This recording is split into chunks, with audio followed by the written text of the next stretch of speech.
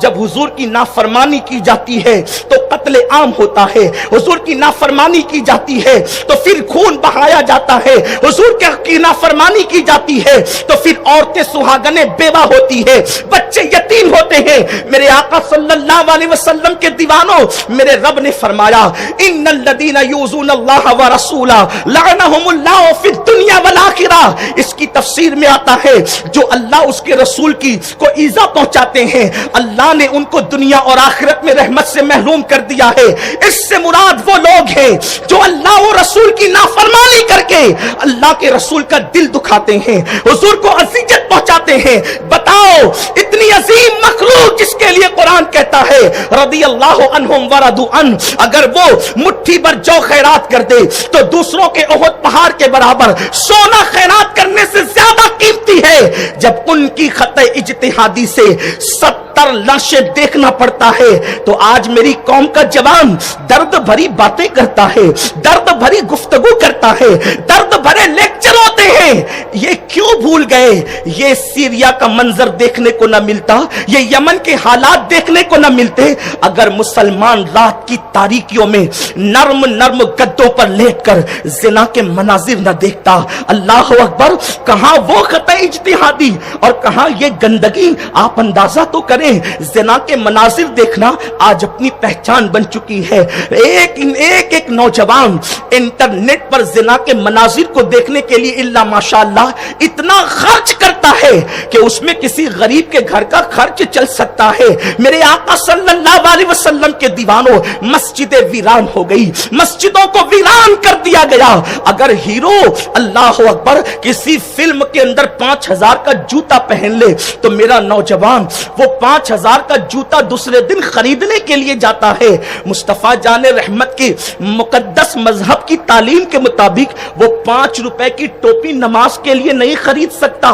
آج مسلم نوجوانوں کا حال یہ ہے، اللہ اکبر، وہ ٹوپیاں مسجد کے چندے کی پیسے کی پہن کر کے نمازیں ادا کرتے ہیں۔ میرے آقا صلی اللہ علیہ وسلم کے دیوانوں، اندازہ تو لگاؤ، مسجد ہم ویران کریں، لڑکیوں کے ساتھ ناجائز تعلقات ہم قائم کریں، پارکوں میں لڑکیوں کو لے کر ہم گھومیں، زنا کے اڈوں کو آباد ہم کریں، شراب کے پیالے ہم اچھالیں۔ اللہ اکبر! وہ کون سا جرم ہے جو آج ہمارے نوجوانوں کے اندر موجود نہیں؟ میں اس قوم سے قطعاً مخاطب نہیں ہوں جو نبی کو مر کر مٹی میں مل جانے والا مانتی ہے، میں تو اپنی اس زندہ قوم سے مخاطب ہوں جو قسمیں کھا کر کہتی ہے تو زندہ ہے بچہ، تو زندہ ہے بچہ، میری چشم عالم سے چھپ جانے والے۔ میں زندہ قوم سے مخاطب ہوں، میں تو اس قوم سے مخاطب ہوں جو یہ کہتی ہے النبی اولا بالمومنین من انفسہم، قرآن کے لہجے میں یوں کہتی ہے کہ نبی اللہ اکبر مومنوں کی جان سے زیادہ قریب ہے، جو ہماری جان سے زیادہ قریب ہے۔ کیا خیال ہے جب تمہارے ہاتھوں میں شراب کے پیالے آتے ہوں گے، حضور کی قبر انور میں حضور کے دل پہ کیا گزرتی ہوگی؟ جب تم کسی لڑکی کے ہاتھ پر اس کے کندھے پہ ہاتھ رکھ کر کے زنا کے تصورات کے ساتھ اس کو کسی لاج کے اندر یا کسی پارک کے اندر اس کی آبرو کو تار تار کرتے ہوں گے، اس وقت میرے رسول کے دل اقدس پہ کیا گزرتی ہوگی؟ جب تم چہروں سے داڑیاں مڈا کر گٹروں میں پھینکتے ہوں گے، اس وقت میرے نبی کے دل پر کیا گزرتی ہوگی؟ جب تمہاری مسجدوں کی فجر کی نمازوں میں چند بوڑھوں کے علاوہ محلے کے سارے جوان بستروں میں سوتے ہوں گے، اس وقت میرے نبی کے دل پہ کیا گزرتی ہوگی؟ میرا اللہ اس نبی کے دل کا کتنا خیال فرماتا ہے کہ ان کو تھوڑی سی فکر ہوتی ہے تو قرآن کی آیتیں نازل ہوتی ہے۔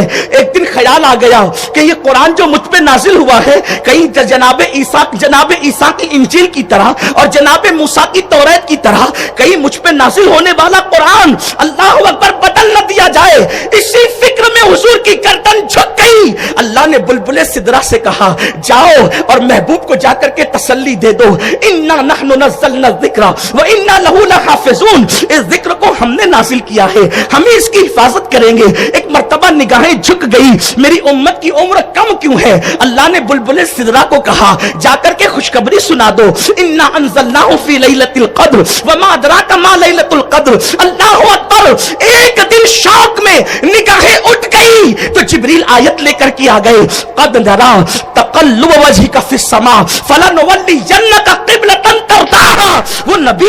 کا किस कदर उनके नाज उठाए जाते हैं, उस हबीब के दिल के कैसे नाज उठाए जाते हैं। फिक्र उम्मत में मुस्तफा जान रहमत सर सजदे में रख करके उम्मत के गुनाहों को याद करके आंसू बहाते हैं तो आयत आती है, वला सौफ युअतीका रब्बुका फतरदा, ए महबूब तेरा रब तुझे इतना अता करेगा कि अनकरीब आप राजी हो जाएंगे। मैं पूछना चाहता हूं, वो बेनियाज खुदा अपने महबूब के कितने नाज उठाता है, उनकी खुशी के लिए किबला बदल देता है, और नबी के नाम पे जान कुर्बान करने की नारे लगाने वाली कौम वो खुदा होकर महबूब की खुशी के लिए अंबिया का किबला, अंबिया का किबला, अंबिया का जनाबे मूसा जनाबे ईसा का किबला जिसे बैतुल मुकद्दस कहते हैं, अल्लाह वहां से रुख फेर कर महबूब की खुशी के लिए तरदाहा, हबीब तेरी खुशी के लिए, हबीब तेरी खुशी के लिए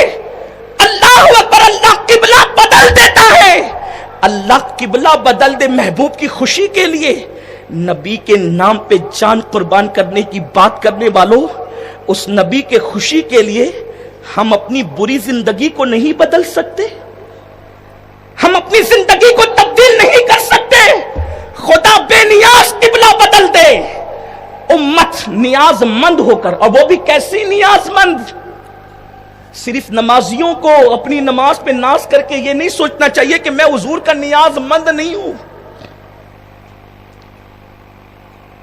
रोजा रख के, हज करके, ज़कात दे के, मस्जिद बना के कोई ये नहीं सोचता मैं नबी से बेनियाज हो गया। अरे नबी से बेनियाज मेरे नबी से तो खलीलुल्लाह भी नहीं है। मेरे इमाम ने कहा वो जहन्नम में गया जो उनसे मुस्तगनी हुआ है खलीलुल्लाह को हाजत रसूलुल्लाह की। जिसकी हाजत खलीलुल्लाह को है उसकी हाजत अब्दुल्लाह को नहीं है, अल्लाह के बंदों को, आम बंदों को नहीं है, बिल्कुल है।